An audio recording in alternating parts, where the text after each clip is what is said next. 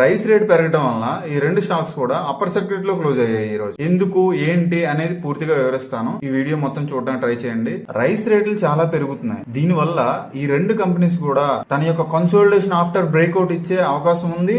Already ఈ రోజు ఈ కంపెనీస్ అనేవి చాలా పెరిగాయి. ఒక స్టాక్ 10% పెరిగింది, ఇంకో స్టాక్ 8% దగ్గరగా పెరిగింది. ఈ రైస్ రేట్లు నార్మల్ రైసే, సోనా మసూరి మనం నార్మల్ గా తినే రైస్ రేట్లు పెరిగాయి. ఈ రేట్లు పెరిగేటప్పుడు ఆటోమేటిక్ గా ప్రీమియం క్వాలిటీ ఉన్న బాస్మతి రైస్ రేట్లు కూడా పెరిగే అవకాశం ఉంటుంది. కేఆర్బిఎల్ కంపెనీ యొక్క రెవెన్యూ అనేది 88% బాస్మతి రైస్ నుంచి వస్తూ ఉంటది. అండ్ ఎల్టీ ఫుడ్స్ యొక్క రెవెన్యూ అనేది 80% బాస్మతి రైస్ నుంచి వస్తూ ఉంటది.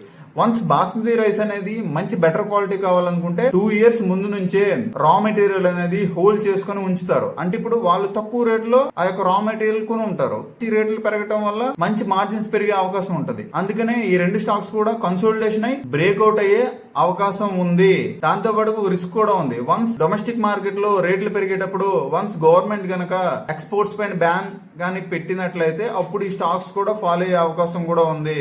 ఒకసారి మీరు మానిటర్ చేయండి. ఈ ఇన్ఫర్మేషన్ వాల్యుబుల్ గా అనిపించినట్లయితే లైక్ చేయండి, కామెంట్ చేయండి అండ్ ఫాలో చేసుకోండి. Thank you so much. Bye bye.